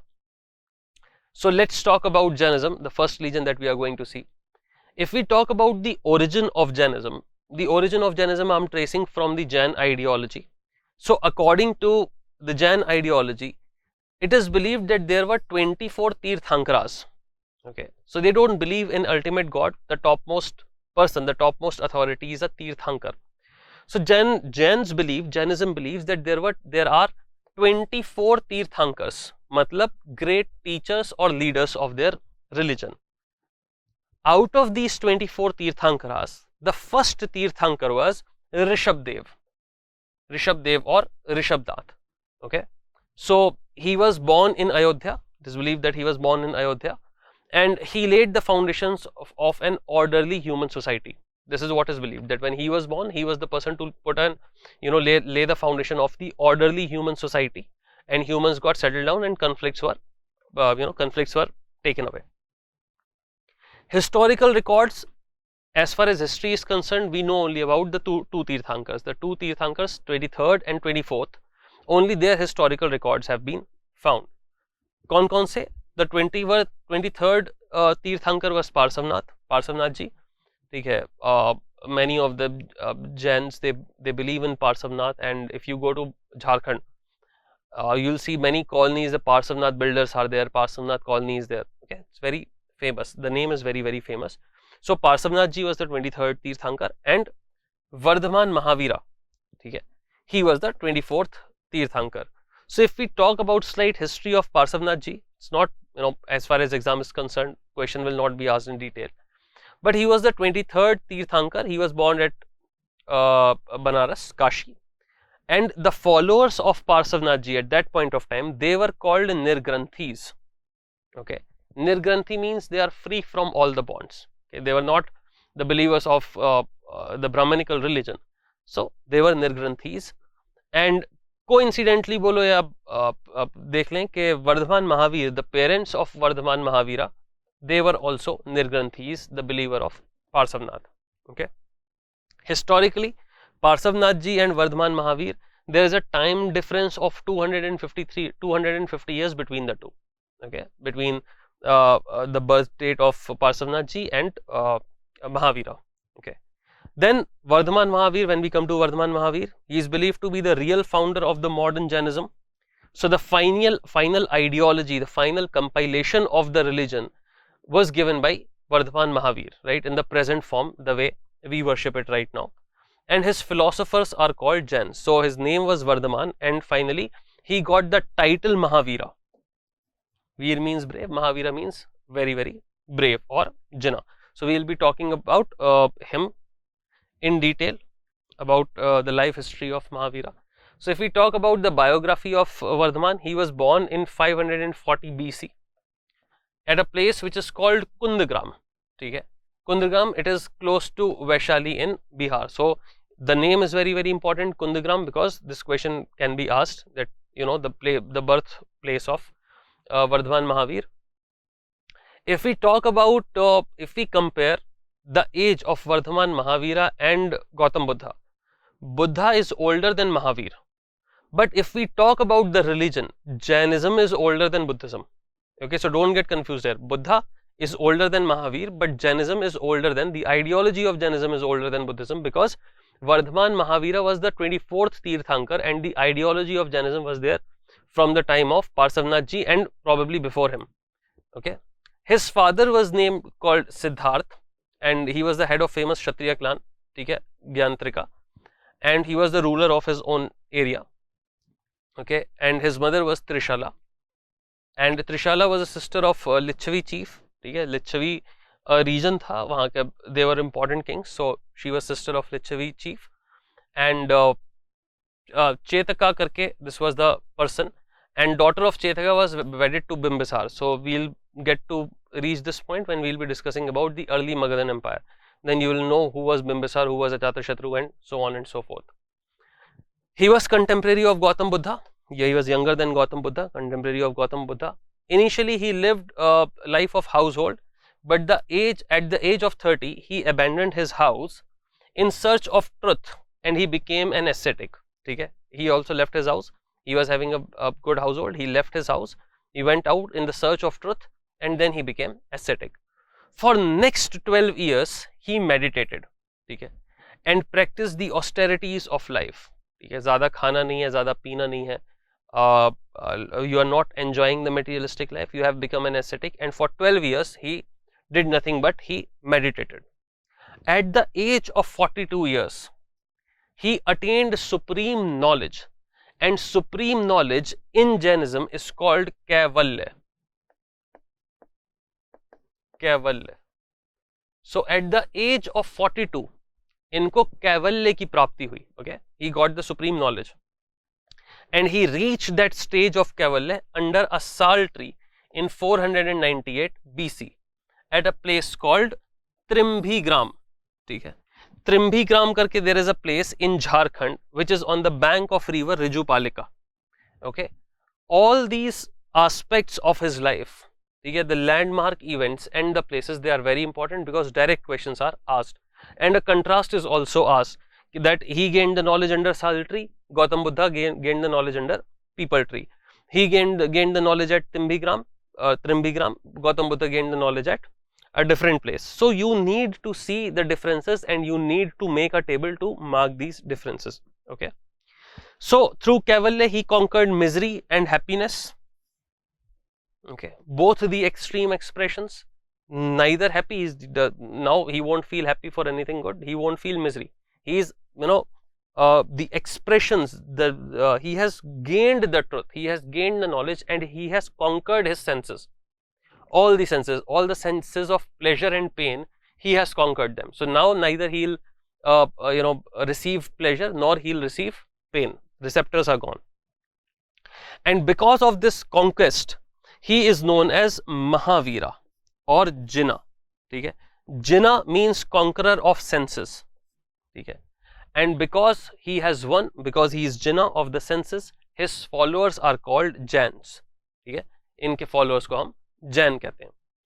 Then he propagated this religion for next 30 years, and during this period he visited multiple places like Kaushal, Magad, Mithila, Champa, etc. ठीक है, so this was the region where he was preaching, basically the region of Bihar. ठीक है, then he preached for the first time in the 5 hills of Nalanda. ठीक है, the place is called Vipulchak. So either you can remember Nalanda or Vipulchak. Question, if it is asked, examiner will not give Nalanda because that's a very easy thing to remember. He will be giving you Vipulchak, the 5 hills of Vipulchak, and you'll keep thinking about Nalanda and you will forget Vipulchak. Okay, all these things you will be able to remember if you are revising it multiple number of times. So you make a story that he was the son of Siddharth and Trishala, then he was in the household for 30 years, then he left his household, then he meditated for 12 years, then on the bank of river Rijupalika he gained Kaivalya under sal tree. So this is the way you need to remember things. एक story की तरीके से if you are remembering, then you will be sorted. Fine. Again and again you will not have to mug things up. Okay. Then finally at the age of 72 he attained Nirvana. Okay. The term Nirvana is used in a very different context in Jainism and Buddhism. Okay. In Jainism, Nirvana means death. Okay. He passed away. He died. He attained Nirvana at Pavapuri. Pavapuri is at Nalanda. Okay. So Nalanda mein, Pavapuri mein, finally he passed away. He attained Nirvana. Okay. If we talk about the Jain philosophy, then according to Jainism, if we talk about the creator, God, then Jainism does not believe in a creator, that the world was not created. There is no God, there is no creator. It's an atheistic religion. It does not believe in a supreme God, and it believes that Tirthankars are the highest authority. So the highest authority in the world as far as the religion is concerned is given to the Tirthankar. Then it has got an ideology about universe. If nobody has created it, then how is universe existing? Then according to Jainism, universe is eternal. It has always been there, it will always be there.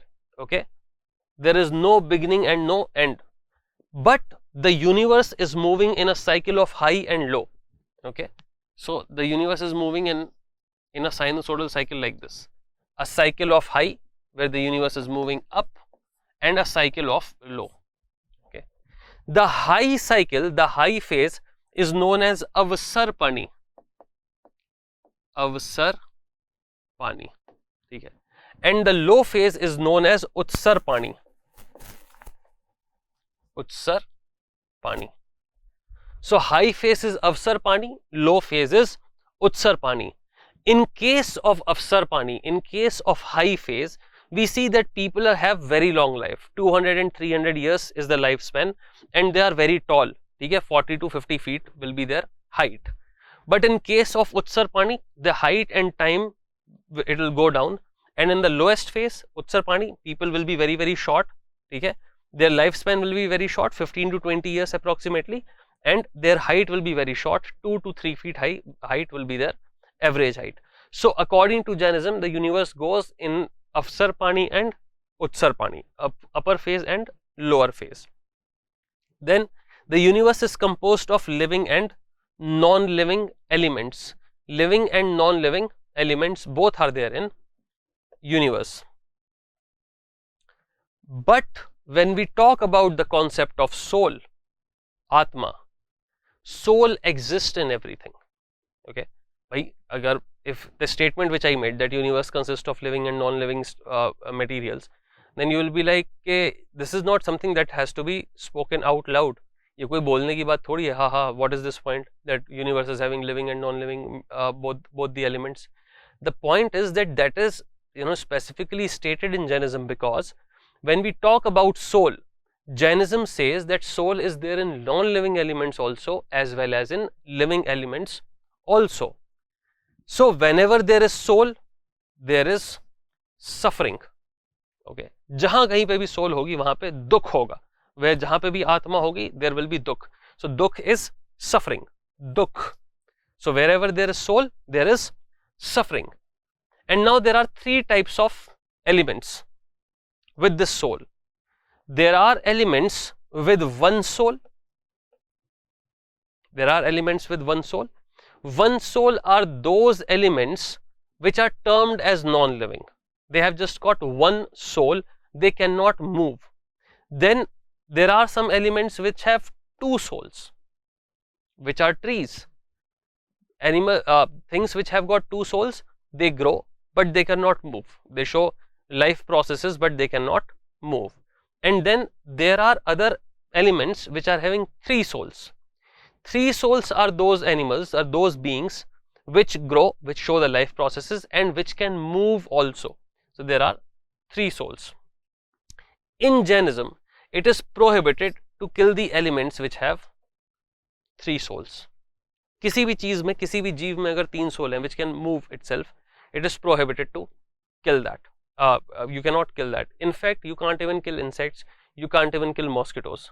Okay, and people who practice Jainism extremely, they wear a mask also, so that they don't even kill the microorganisms. They also don't go inside their body. So this is the psychology. Okay, small insects should also not go. If we talk about afterlife, then Jainism believe in afterlife. There is a afterlife also and there is rebirth also. So according to Jainism, the number of rebirths, they are not limited. They are not limited to 5 or 7 or 10. You are trapped in a cycle of life and death. Okay? Life will be created, you will die, then again you will take rebirth, and this process will keep on moving. Okay? So you are trapped in a cycle of life till one doesn't get free from dukh, and one cannot get nirvana, freedom from the cycle of life and death. So the idea is that as long as dukh is there, soul hai to dukh hoga, as long as dukh is there, you will keep on moving in that cycle and you will not be able to come out of that, that state of life. You will never be able to get nirvana. Getting nirvana means you are not dying. Getting nirvana means you are not dead. Getting nirvana means you die in such a way that you are out of the cycle of life and death. आप उस life and death के चक्र से ही you are completely out. Okay. Now, if the point is saying that as long as dukh is there, now you can ask, sir, you have written that as long as there is soul, there will be dukh. Then how can we move out of the cycle? If you have pleasure, you will have pain also. There is no pleasure without pain. And if pain is not there, you will not be able to appreciate the pleasure. So the idea of Jainism is that you conquer your senses in such a way that you neither feel pleasure nor pain. You are out of those bonds, you are out of those attachments. You are not attached to anything, not even yourself. You are not even attached to yourself. You are not liking yourself. You don't like this life. You want to just move out of the cycle of life and death. कैसे होगा?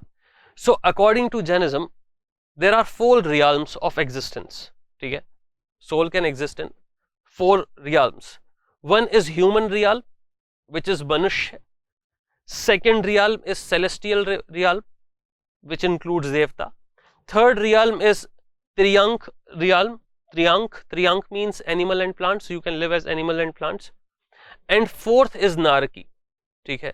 So the region is called hell, and you can be in hell, where the most hated people they are going, and it is icy cold. It is extremely cold.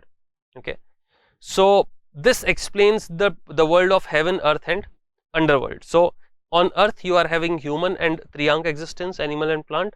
Heaven, you are celestial, you will have the status of Devta, and hell is the underworld. Okay.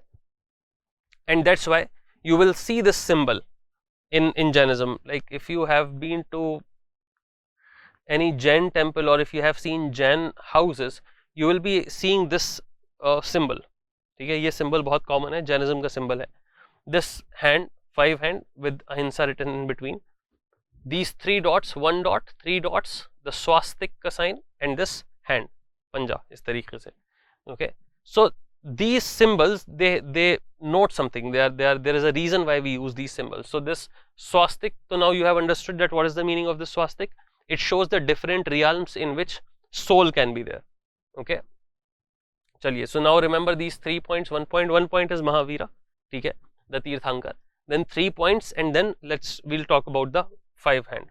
Then how can we get nirvana if you are trapped in a birth cycle? Acha, whenever this term ism is used, Jainism, Buddhism, any ism, capitalism, communism, whenever this ism is used, ism means ideology. Okay, if you are talking about any ideology, you will have this ism, and whenever you will have an ism, whenever you are putting forward some ideology, that ideology will have some end. Okay, कि साहब इस ideology का end ये है. For example, if we talk about capitalism, the end of capitalism, the height of capitalism is the age of mass production, because it is aiming towards that age of mass production. In case of age of mass production, all the beings will be able to enjoy all the luxuries. You will be able to afford all the luxuries. And how will you get to that? When you allow the market forces to take charge. In case of communism, what is the idea of heaven of communism? Final goal, complete equality, absolute equality in the world. And how will you have absolute equality in the world? When the sources of production will be owned by the government. The idea of government is voluntary. Okay, there will be voluntary government. People will be contributing according to their capacity and will be getting according to their needs. That. So, every ism, it talks about a final goal, that this is the final goal of life. And in order to reach that final goal, it will be giving you a path. Okay, and then you will have to follow that path. This is the case with all the ideologies, with all the religions. कि final goal ये है कि साहब आपको जन्नत में जाना है. How can you go there? You will have to follow this code of conduct. Okay. So in this case also, in order to get nirvana is the final goal. That's the aim of life. How can you reach there?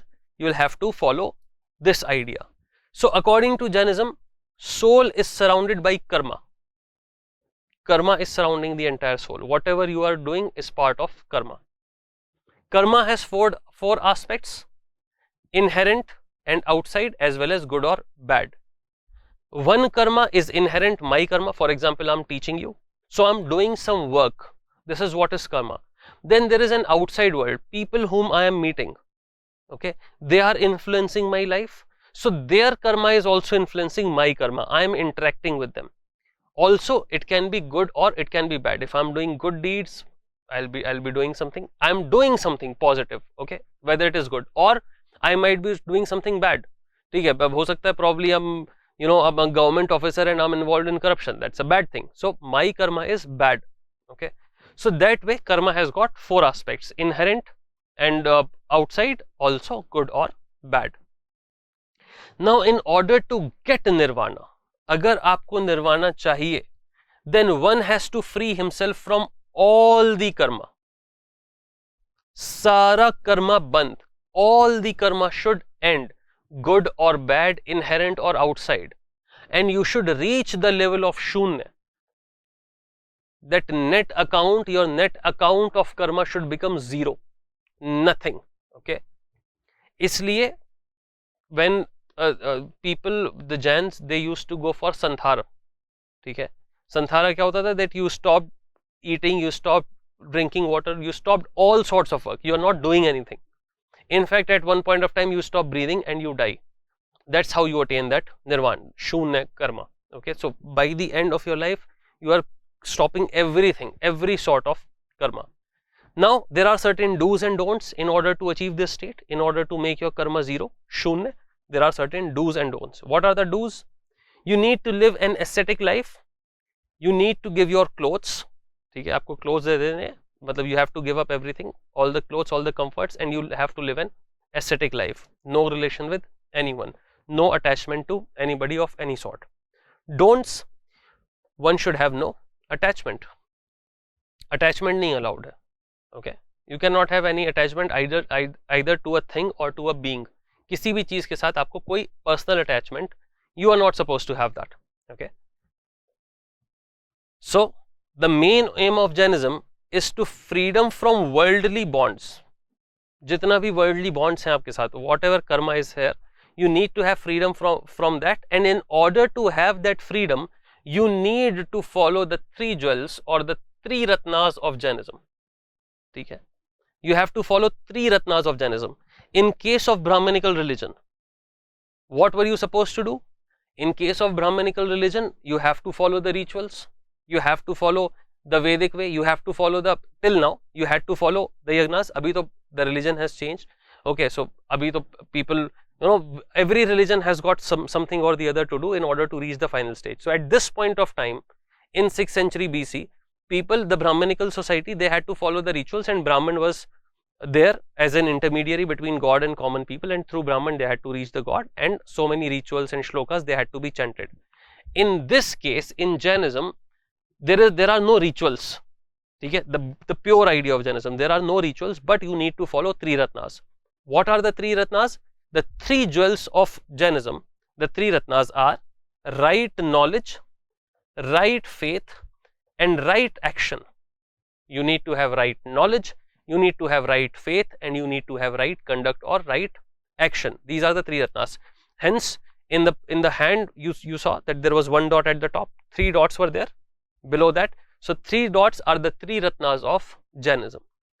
And in this we know what right knowledge is, right faith is. Okay? What is right action? What is the right conduct? So Jainism has also explained that what right conduct is.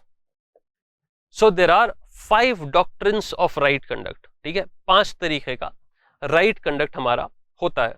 क्या क्या 5 तरीके का right conduct हो सकता है हमारा? First one is ahimsa, non-violence, complete absolute non-violence. ठीक है, and by non-violence it's not just the violence against human beings, it is violence against everything. You are not supposed to be violent against animals, you are not supposed to kill insects, you are not supposed to, in fact, so much so that you are not even supposed to plow the land, because when you are plowing the land, then you might be killing some insects, you might be killing some earthworms. So because that is violent, you are not supposed to do that. Also, as far as food is concerned, even if you are having plant-based food, you cannot cut the tree, you cannot kill the tree, you cannot pluck a plant and then eat it. Okay, and that's why Jainis, they don't eat anything which is grown below the soil, because they'll have to pluck it. For example, potato. In order to eat potato, you'll have to pluck it, and then you'll have to eat potato. So that is not allowed. You can have fruits only when the tree is giving you the fruits. Only when it is ripened and falling on the ground, you can pick it up and you can eat. Okay, so ahimsa, in every sort, in your thoughts, in your behavior, in your mannerism, in every sort, you need to follow this ahimsa.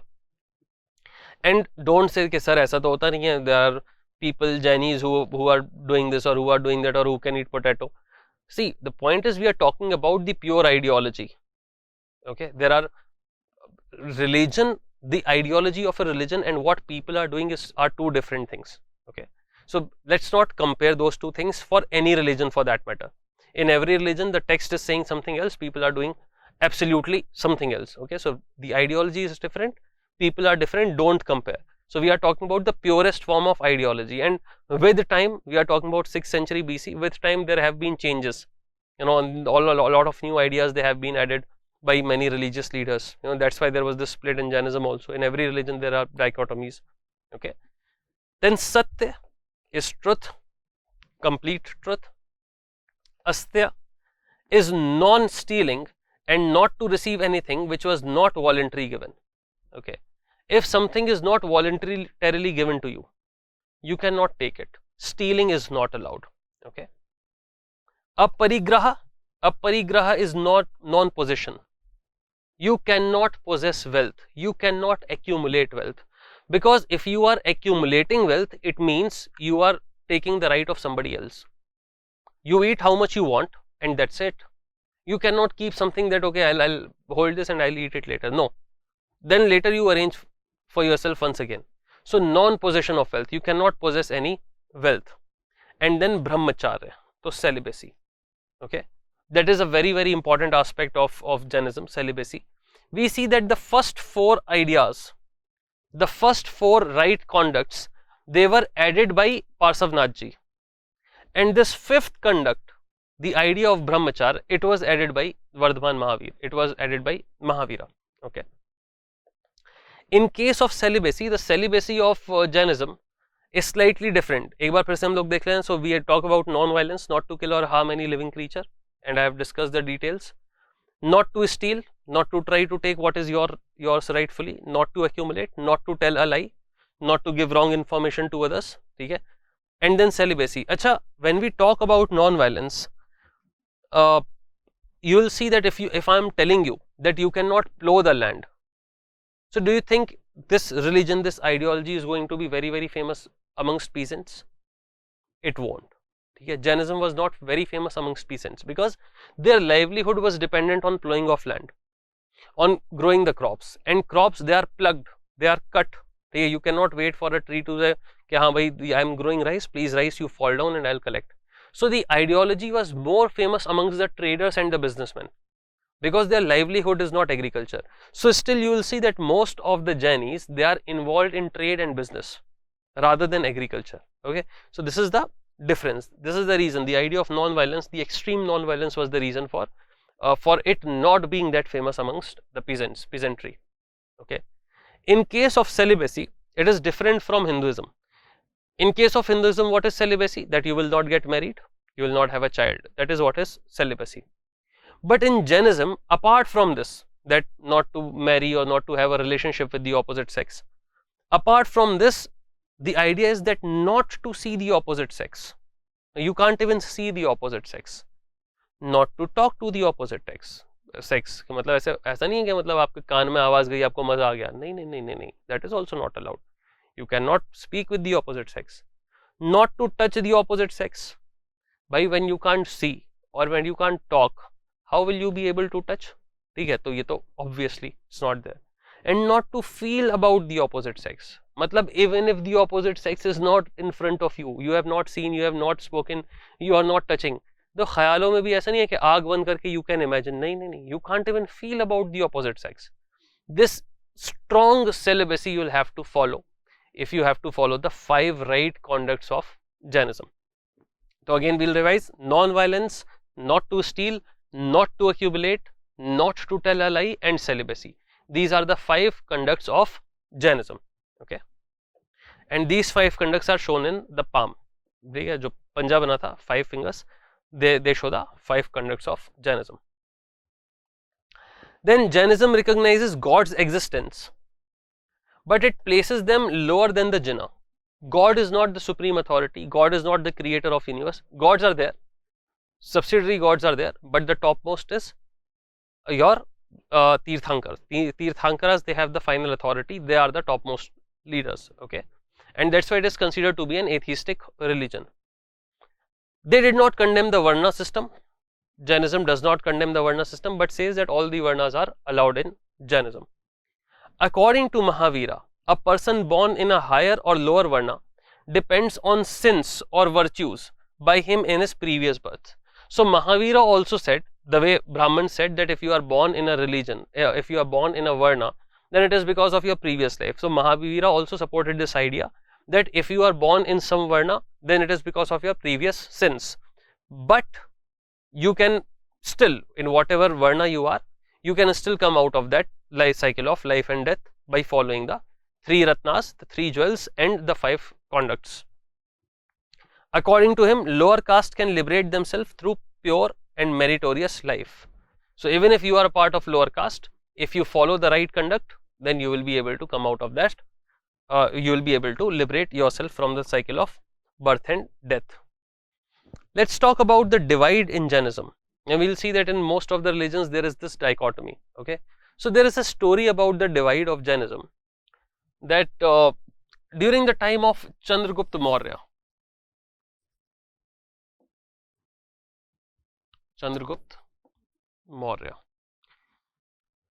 so you will see that most of the kings, when they were initially kings, they were Shaivites, and then in their heydays they used to convert to other ideologies. So he was a Shaivite first, and then he got converted into Jainism. He liked Jainism. At this point of time, there were 2 big religious leaders. One was Bhadrabahu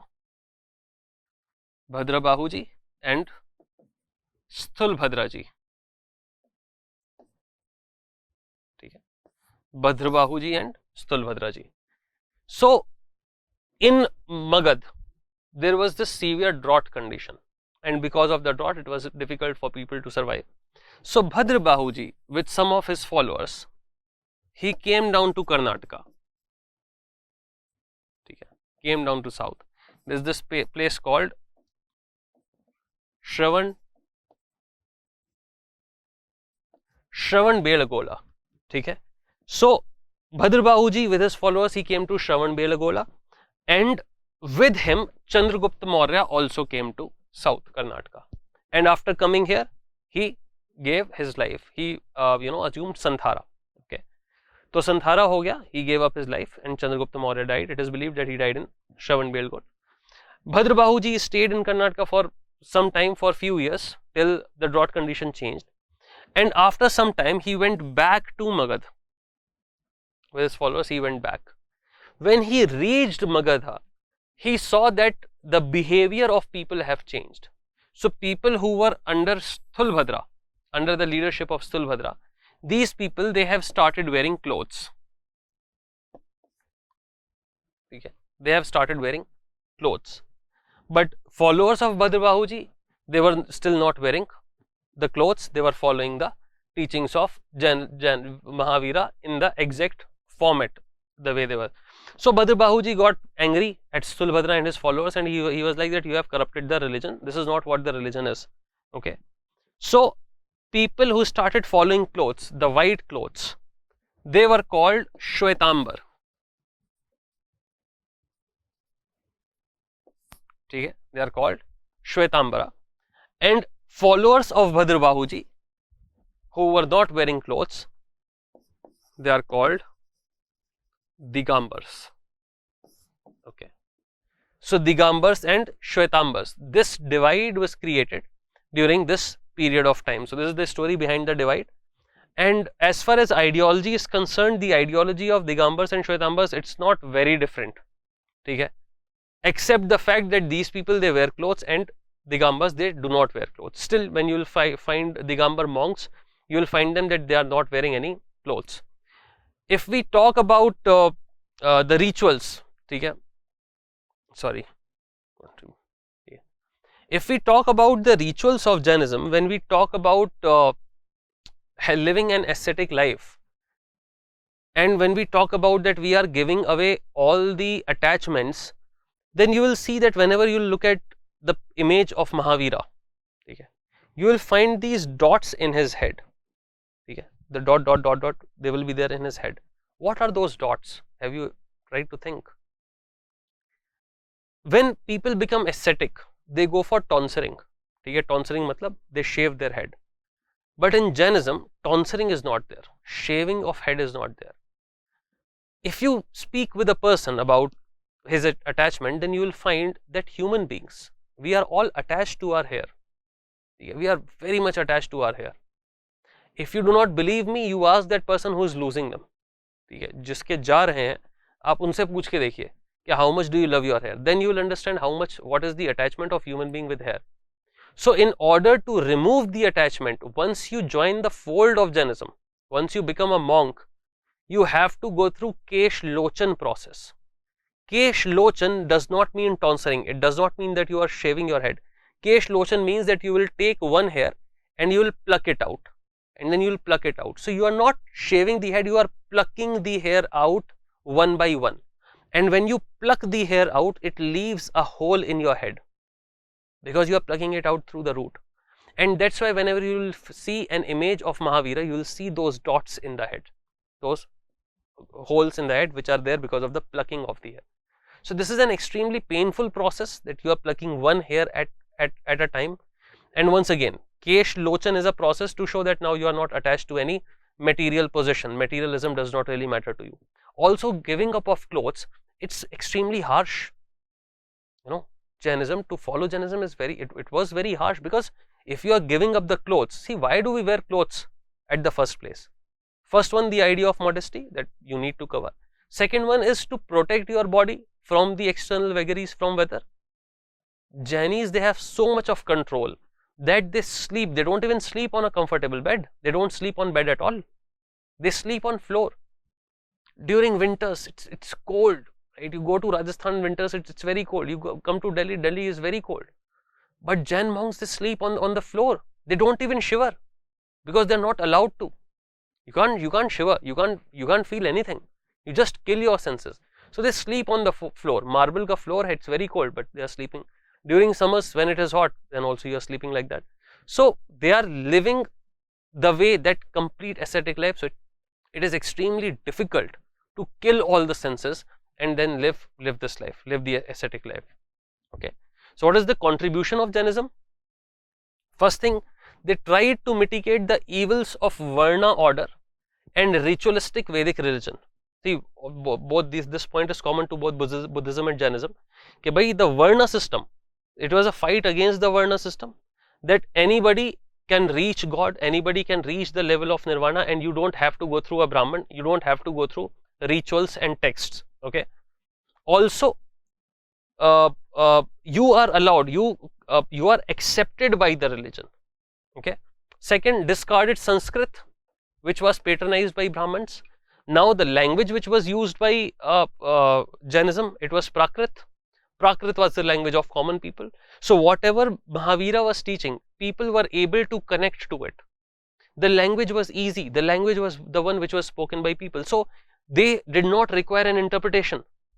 It was not based on Sanskrit, which was not allowed. The masses were not allowed to study Sanskrit. So what Brahmins were saying in Sanskrit, chanting in Sanskrit, the common people were not even able to understand. Ki kya chal raha hai bhai? This they were able to understand. The texts were in Prakrit. So people became more closer to the ideology.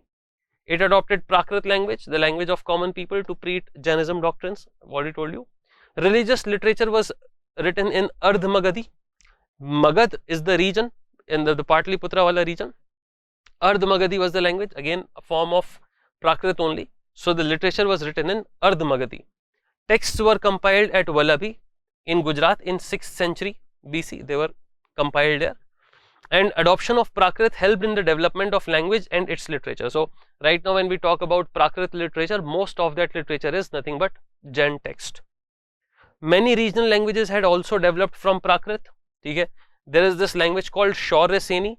Shaurya Seni is seen to be the earlier form of Marathi language. So from Shaurya Seni, Marathi emerged. Okay, so this can also be a question, that from which of the following languages Marathi emerged. So that is Shaurya Seni. Shaurya Seni is also connected with Jainism, and Jainism helped in the in the development of this language, in the development of Shaurya Seni and Prakrit language and Ardh Magadhi language. Okay, so these are the contributions of Jainism. If we talk about the important Jain councils, the first Jain council was held at Patliputra by Stulbhahu. Okay, Stulbhahu was the priest who was there, okay, Jain monk who was there when Bhadrabahu went there in the beginning of 3rd century BC. So at this point of time, Bhadrabahu ji, he passed away, and it was believed that the actual knowledge of Mahavira is attained by Bhadrabahu. So after his death, the council was arranged so that all the texts, all the knowledge, it can be compiled.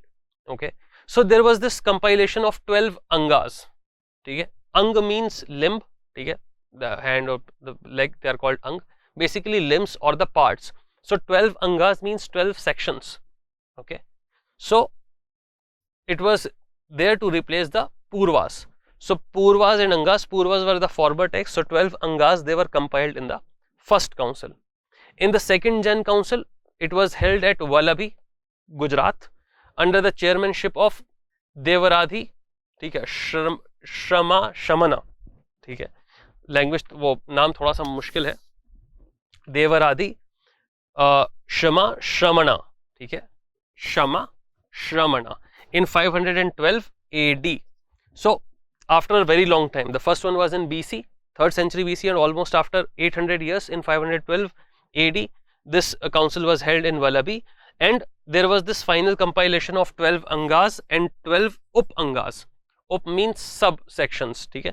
So 12 sections and 12 subsections. So angas and up-angas, they are the most important text of Jain religion, okay? So the 12 angas, they were compiled in the first council, and then in second council again there was final compilation of 12 angas and 12 up-angas. Okay. So this is it. about Jainism, please go through the previous year questions, and I'll finish this first part, and in the next part we'll be discussing about Buddhism and the conditions of Magad. So I hope that you have understood this section. Please go through the notes very carefully, and as you know, the slides are not given to you, so please go through the handouts, go through your notes that you have made, and all the important points, write them down.